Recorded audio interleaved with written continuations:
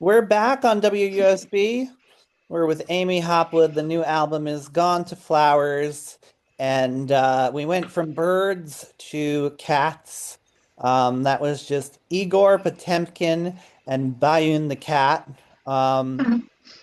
if you thought She Became a Bird is a little magical, this one goes all the way there. Um, what can we learn about life and death and aging from folk wisdom? These old stories. Oh, well, I just think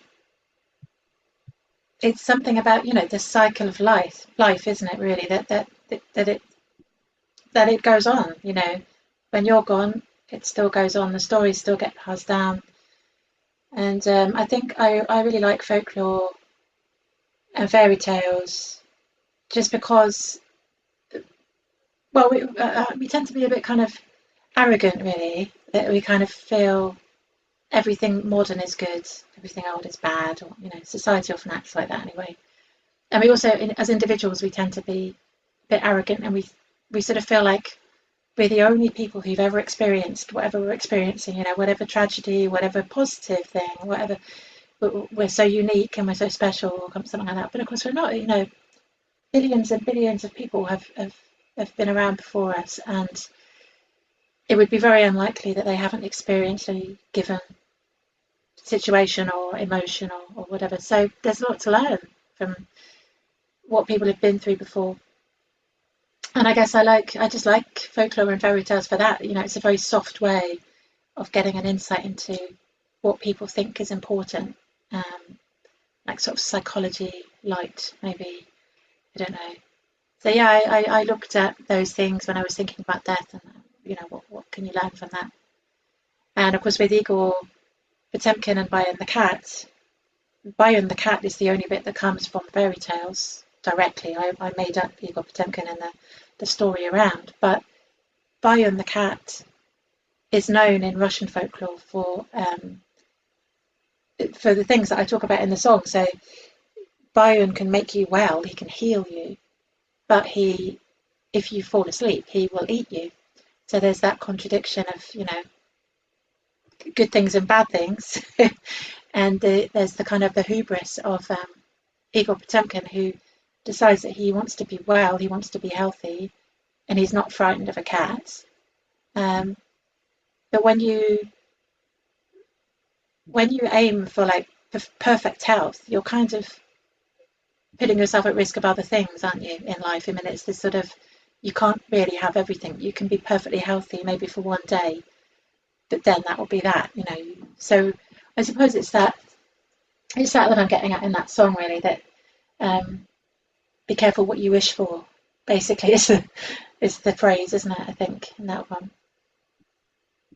Yeah, well, speaking of someone who has a cat, absolutely, it's true. They can do this nice little purr thing, make everything feel good, and then all of a sudden turn on a dime. They're very capable of little surprises like that. But Yeah.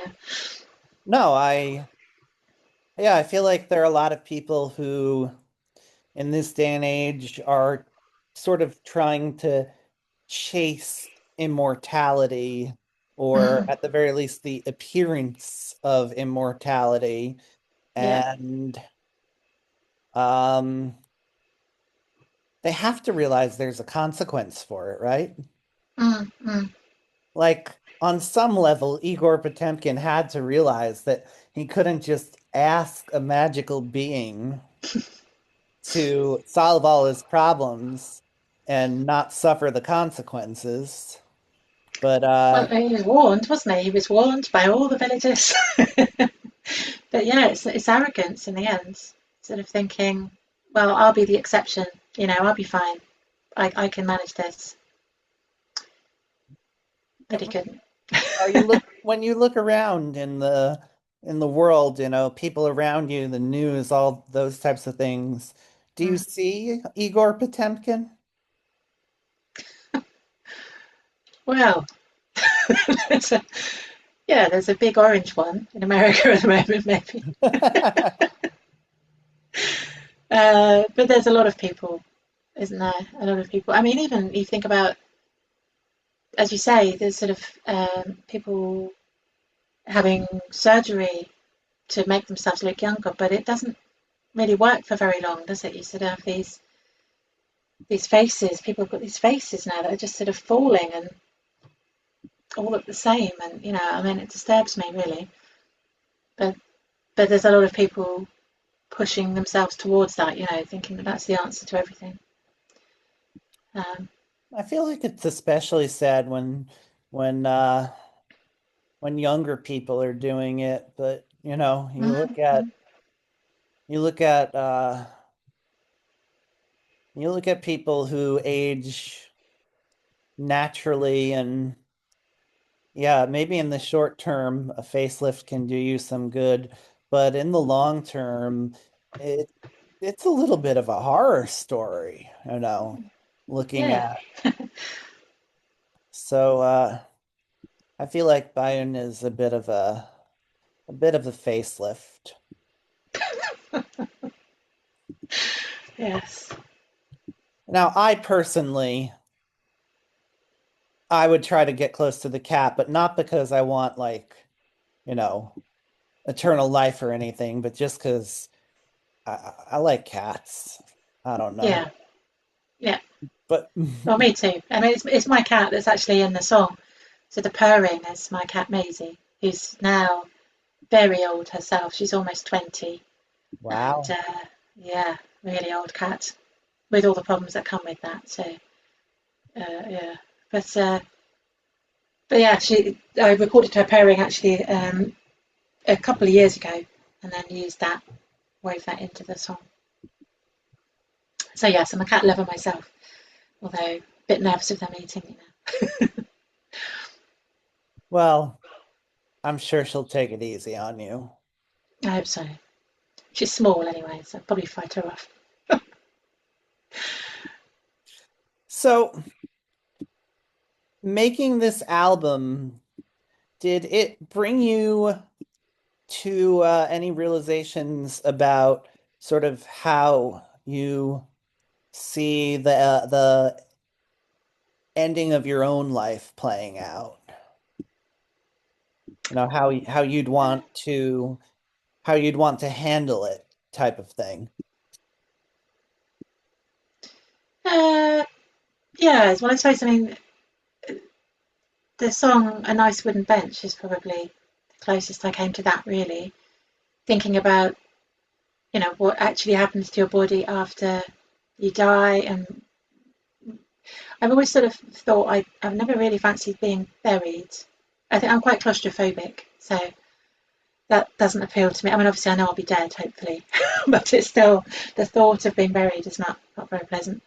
Um, but where I live in Bournemouth, I there's sort of a cliff edge along the beach, and there's loads and loads of wooden benches up there, and they're all kind of got the memorial benches, so they've got little brass plaques saying in memory of so and so, who loved to sit here and look at the view, that kind of thing. And just walking along there, I mean, that always makes me kind of remember to enjoy life now in itself. But I just think it's a very nice thing to do, to leave behind a wooden bench so people can sit there and they can enjoy life, really, but also remember that it's finite. So I thought, well, that would be a nice thing to do. So hopefully, now I've written it in a song, hopefully, when it gets to the point when I die, people will remember that that's what I wanted. But they probably won't. They'll probably just bury me or something. Um, but yeah, I mean, in that song, I go through all the various options, kind of like being fired up into space in a firework, or having a mausoleum, or a pyramid, or being buried at sea, all those things. But I think, yeah, that's probably what I prefer is just cremation, ashes scattered in a nice place, so I can become flowers and trees and things, and a wooden bench to memorialise me. Seems a reasonable way forward. Hopefully not too soon, but we'll see. Yeah, and there's always this element I feel like where you're trying to find ways to make connections and right, the wooden bench, it's giving you an opportunity to keep in touch with that world you're Mm. otherwise leaving behind. You know, it Yes, yeah. feels like a nice little consolation prize. Yeah, I think so. I suppose one of the things, if you're cremated and your ashes are scattered, then it's the one thing that you do miss out on is having a gravestone, or you might do anyway. It depends how your family or friends deal with your ashes, but like you don't necessarily have that location, so that people have a gravestone so that people can go there and they can weep, basically, and they can remember them and maybe leave flowers or whatever. So you become tied to a place. Um, and if you're, but that's quite a morbid place to be going, and it's quite a sad thing, and it's like, I don't know. I do prefer the idea generally of an area where your ashes have been scattered, which is a bit less specific. But then it is nice, as you say, to have a bench because it's a bit different. You can go and sit there, you can look at the view, but also other people do too. So I will sit on benches that I have no idea who these people are, but But they're still they're still making having an friends. effect on me. Hmm? They're Sorry? still out there making friends. Might be a little Yeah, true. unconventional, but they're still In the form meeting of a people. bench. Yeah, yeah. Yeah, I think for an album about death, that's a relatively happy way of imagining the whole process. Um, One more important question, because if you're thinking about your whole death and everything, what song would you want to be memorialized with? Oh, of mine or Oh, any? of someone else's, yeah. Goodness me. Trying to think. That's quite a question. um, I'm not sure this is necessarily the exact one, but one that would definitely be possibility would be Rivers Run by Karine Polwart, which is really nice. And again, it's got that kind of sense of life continuing. Um, yeah, that could do it. I don't know. I mean, hopefully, I've got a lot bit longer to think about that plan. But yeah, if I was going to die tomorrow, then someone could play that at my funeral. That would be fine. Yeah, I would say you probably have more than tomorrow to look forward to. Well, let's hope so. But there are buses, aren't there? You never know. I Yeah. think, and that's again, that's probably one of the reasons why I wrote the album as I did, because it's something that I've always been very conscious of since I was very young. That fragility of life, the vulnerability that things can just change very quickly, and I don't want that to be morbid. But knowing that, remembering that, actually, you can live hopefully a more fulfilled life because you're conscious of that. It's the only way to turn that around, really. I think. Um, but yeah, best not to assume.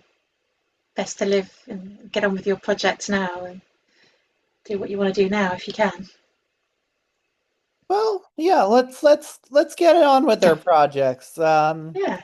I think I know what song I'm gonna play you out on. Um, Mm. What's that well, you just chose it. then? Okay. Cool. Amy Hopwood, the new album is Gone to Flowers. Thank you so much for coming on. Thank you. Thanks for the interview. It's great.